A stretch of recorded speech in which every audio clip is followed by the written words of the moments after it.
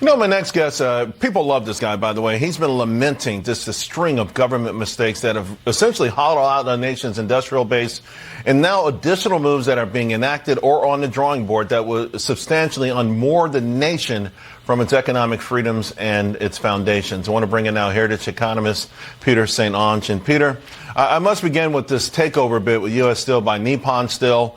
Listen, I know it was a great deal for shareholders. I did a segment on it. I posted it on X. The response has been overwhelming. People want this deal nixed, but you actually get to the root of the problem, and I want to talk about that. Tell us about the real root of this problem.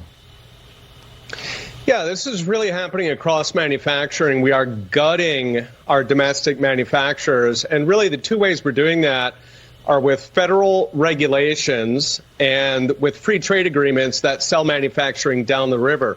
So in the regulations, the National Association of Manufacturing, they estimate that per employee, large manufacturers spend $25,000 a year on regulation. That's about half the salary of the employee.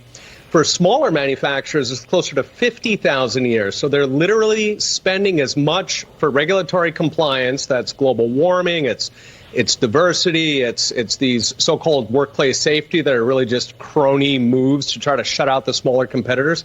It's absolutely gutting manufacturing. And then, of course, you have these free trade agreements where manufacturing gets sold down the river so that we can protect, finance, pharmaceuticals, Hollywood, all of these so-called IP industries. So manufacturing ends up just at the end of the line getting the short end of the stick, and this is the ultimate outcome. Either they get wiped out altogether, or at best, they get sold for scrap to a foreign competitor. It's a shame. It really is a shame. Let me switch to Jay Powell, the man of the moment, the author of the current stock market rally that everyone's so excited about. You've got some issues with this Powell pivot.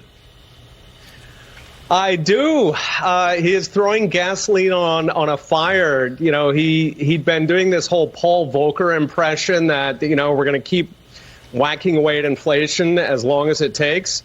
And here he just spins on a dime. He's going to, he's floating the pivot, floating cuts. We've got a GDP that is allegedly growing at 5% annualized.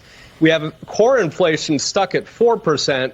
This is not the obvious moment to put out the punch bowl and announce that the speculative party is on. So, you had mentioned that Wall Street is expecting even more cuts than he's floating.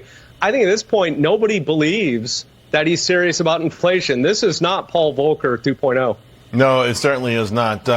So this week, the administration has been on a mission to make Americans see just how great things are. Now, essentially saying, hey, listen to us. Not your lying eyes or your empty pocketbooks. Yellen saying Bidenomics is working for the middle class. In this article she had in the Journal, it was really interesting. She says the median worker is saving $1,000. I looked at the source of this from the Treasury Department. It is nuts. They're assuming recreation has gone down, housing has gone down, medical care has gone down, and education has come down. All of this, they say, has come down since 2019. I'm just wondering what numbers are they looking at? Rents through the roof. Housing is the most unaffordable it's ever been. And I haven't heard anyone talk about medical coming down. You crunch numbers. Do you get the same kind of tally that she's getting? It's incredible, the gaslighting. You've got poll after poll saying that Americans are struggling. Something like 1 in 6, 1 in 7 voters saying that they're actually doing well under Joe Biden. The people see it with their own eyes, but we've got this entire industry that just pumps out propaganda. They use cooked numbers. You saw just last month they had these health insurance numbers that they were claiming in the CPI, that health insurance had come down like 2/3. Where do they find this stuff? Yeah. They've got all these paid cronies from Paul Krugman on down. So fundamentally, Americans can see what they spend at the grocery store. They can see what they have left on the paycheck. They can see what their mortgage and their rent costs.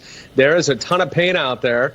And what we need from Washington is some honesty. Some people will sit down and say, I know this is rough. We're doing our best. Here's what we're going to do next. Yeah. We don't get that. We're getting denial. Billy Joel wrote a great song about it. I'm going to try and see him in concert before he stops going into Madison Square Garden. I didn't mean to digress, but I just thought about it when you said honesty. Peter, thank you so much, my friend. Have a great weekend and great Christmas.